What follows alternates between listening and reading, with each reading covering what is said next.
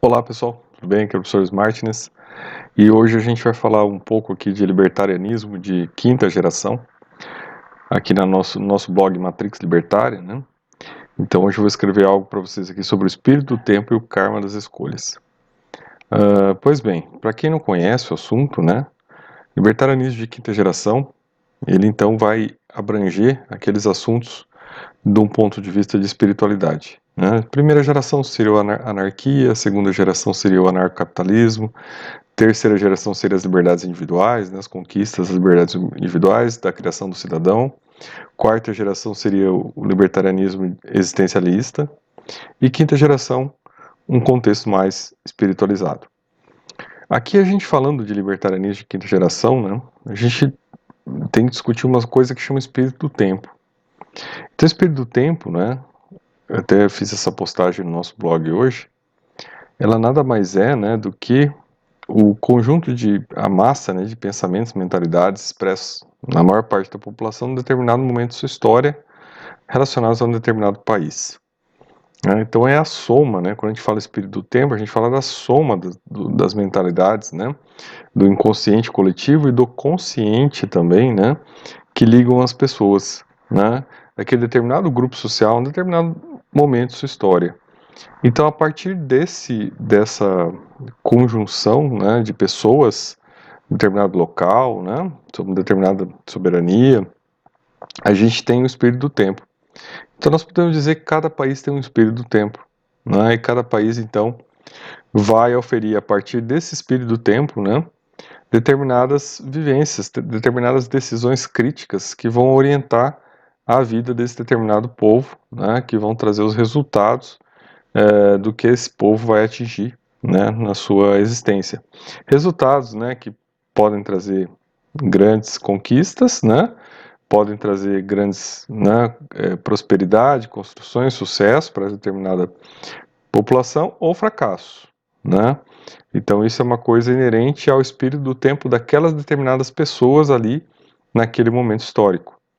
A gente tem, né, na história da humanidade vários locais onde a gente teve espíritos do tempo que foram espíritos de tempo vencedores, né? Então, por exemplo, o período das navegações, né, do descobrimento, né, da, da, de tudo que aconteceu, né, em Portugal, aquilo foi um determinado momento, foi um espírito do tempo, né? Quando Portugal naquele momento era uma potência, né? E com toda aquela, né, conjunção de mentalidades, pôde fazer todos, né, os avanços que eles fizeram naquele momento pela Escola de Sagres, por exemplo. Aquilo é um espírito do tempo. E o espírito do tempo, ele coroou vários momentos da história, ele, né, perpassa nações, países diferentes, né, por todos os momentos da história. O espírito do tempo, por exemplo, né, da Revolução Americana, né, da construção da Constituição Americana, dos Founding Fathers, né, é um momento muito importante para a humanidade toda. Então foi um momento de um espírito do tempo que se materializou e que provocou efeitos positivos para toda a humanidade. Agora a gente tem um outro lado, né, que é o espírito do tempo quando aquilo vem trazer algo negativo, quando aquilo vem trazer, né, uma provação, né, um padecimento, um modelo de fracasso em determinada sociedade. E aí a gente fala do karma das escolhas, né? Então aqui a gente fala que também é uma responsabilidade pelo fracasso, né? Então se um determinado povo, um determinado local, um determinado tempo, né, fracassa, né? Esse fracasso é um fracasso coletivo, ele é um fracasso de todos. Mesmo aqueles que nadaram contra a maré, que participaram do processo, mas fizeram alertas, lutaram e tentaram modificar aquela realidade, né? Eles acabam fracassando pelo espírito do tempo. Então eles acabam envolvidos naquele processo e dali eles, né, infelizmente participam daquele fracasso, né? Apesar de nesse caso terem, né, karmas positivos, né, ou atenuantes diante das ocorrências que eles estão verificando. Talvez, né, por exemplo, se a gente for pensar no caso da Venezuela, né, o karma das escolhas, né, que levaram o espírito do tempo a essa destruição que eles vivem lá, né, a esse estado de coisas, né, essa provação que esse país passa, né, em comparação com tudo que tem, né, no restante do planeta, a gente vai perceber que foram escolhas de determinada população, né, que aceitaram, que permitiram que se chegasse nesse resultado. Então isso é uma construção histórica que aconteceu ali e chegou no resultado que se tem hoje, né? Então esse é o espírito do tempo daquelas pessoas, né? E daí a responsabilidade delas por tudo isso que elas estão passando, né? Que não pode ser retirada delas.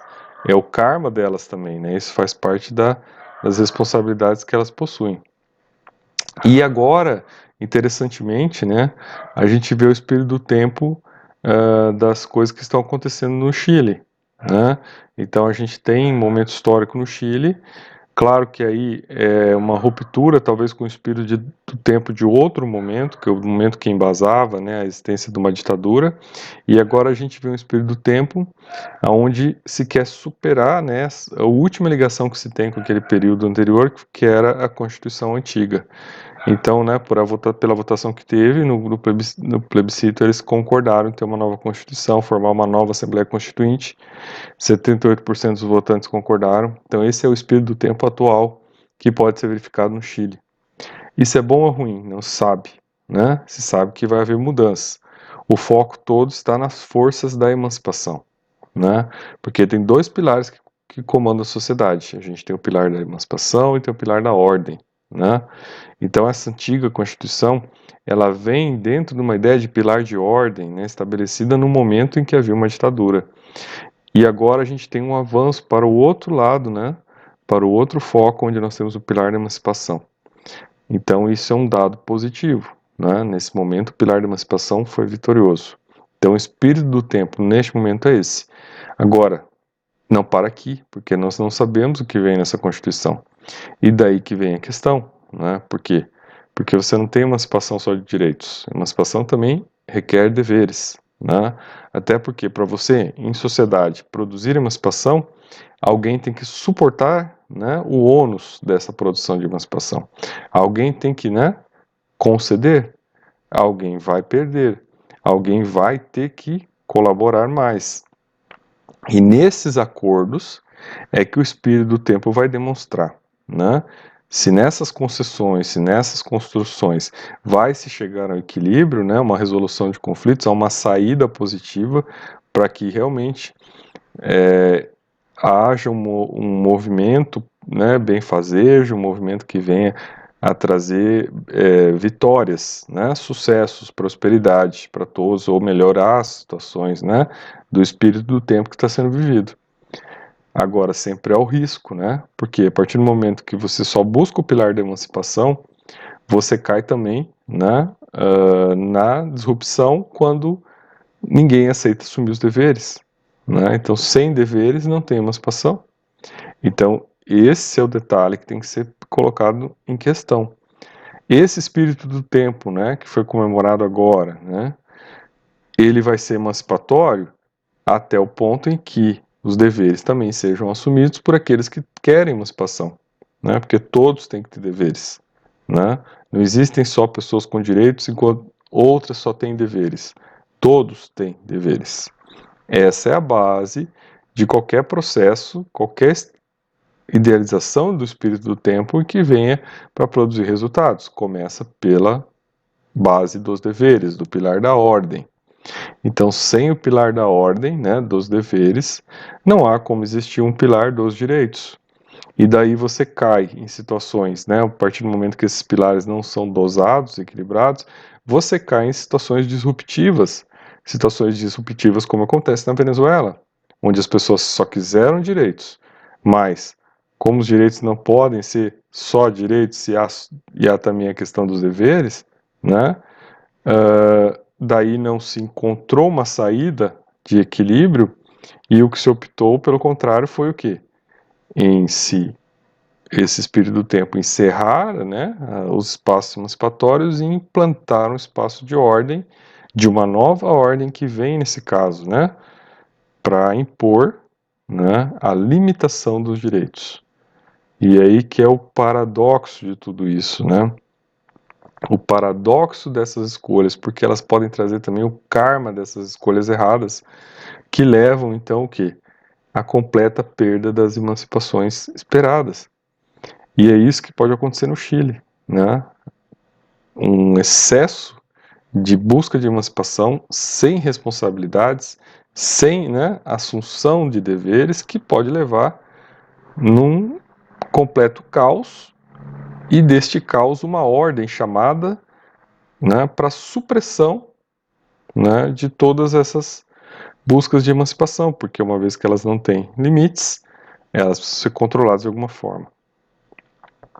E aí vem o espírito do tempo, né? O karma das escolhas, o karma dessas, né, opções que não necessariamente, no primeiro momento, eram negativas, né? Porque o que a gente está vendo no Chile são coisas positivas, mas como isso se materializa é que vai demonstrar se os caminhos escolhidos foram os melhores, né? Talvez uma lição importantíssima para a gente pensar no nosso espírito do tempo, né?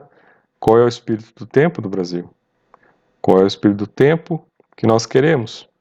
Porque nós tivemos uma mudança no espírito do tempo, né?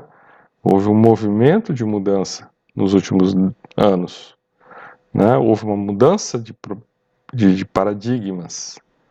Só que o que isso vai gerar? Né? Como é que a gente trabalha a partir de agora? Algo que é de responsabilidade de todos. Então, sou o professor Martins e até o nosso próximo vídeo.